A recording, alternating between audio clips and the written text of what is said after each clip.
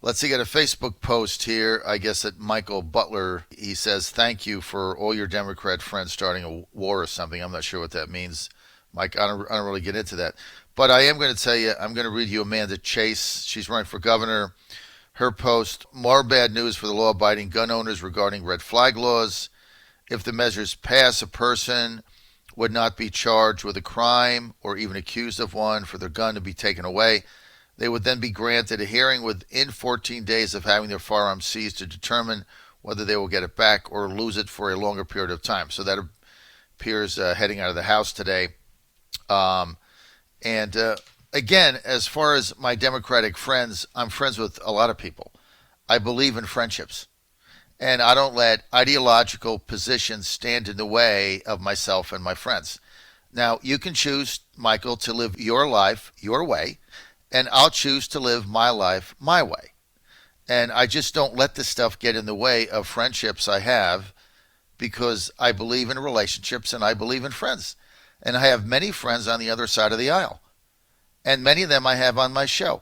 Doesn't mean I'm going to vote for them. Doesn't mean I agree with them. Doesn't mean I endorse them. Doesn't mean I support their policy. But it does mean that many of them are my friends, that they're good people and I have a relationship with them and their family. And I'll live my life, Michael, my way, and you live your life your way. And perhaps in the middle the twain shall meet. Now, as far as getting Democrats, Michael, on my show, don't tune me in. Listen to Hannity, who will go to rnc.com, and he will read you their talking points for 3 hours and bring you the echo chamber. That's a different style. That might be more to your liking, and you can do that, or tune somebody else in the morning that, I don't know, InfoWars or some gibberish like that. But I get Democrats on my show and people that I don't agree with so I can understand their point of view. You cannot deal with the other side, cope with them, or understand them if you do not talk to them and have a conversation. And see, Michael, the problem in this world, in my judgment, is the lack of conversation. You have to have a convo.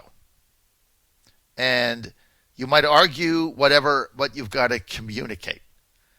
And I want to know what the Democrats are thinking.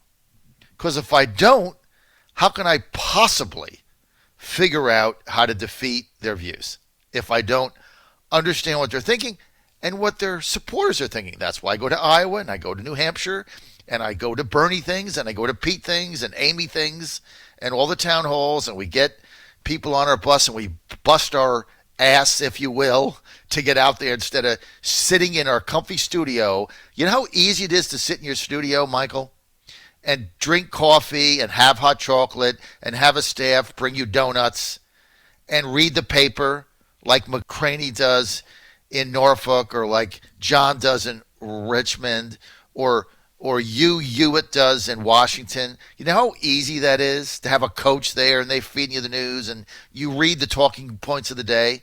That is the easiest job you can possibly have. You basically read stuff.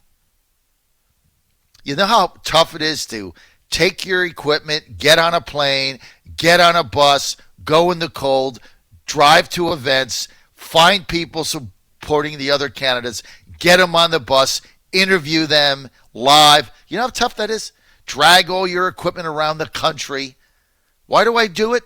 So that I can talk to Democrats, so that I can talk to Bernie supporters, Amy supporters, Pete supporters, Bloomberg supporters. That's why when you tune me in, I have the best analysis in America. But if you don't get up off your butt and do that, and you simply read the talking points of Todd Gilbert, nice guy, or the RNC, where does that get you? It's the lazy man's way to do this job. And look, go to WRVA, 11:40 a.m., tune him in, or go to McCraney, and they're reading you the paper.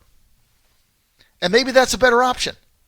Certainly, Democrats aren't going to come on their show to annoy you. I have them on my show, as I'm having two on today, to understand their perspective. Having said that, Danny Barefoot, longtime Democrat operative, Elizabeth Warren supporter coming up, and then Ben Tribbett at 8:30, another Democrat consultant. So you can go to another station and they can read you the Richmond Times-Dispatch, the Virginian Pilot, and download the talking points. Or you can stay with me. John Fredericks Radio Network, Trucking the Truth.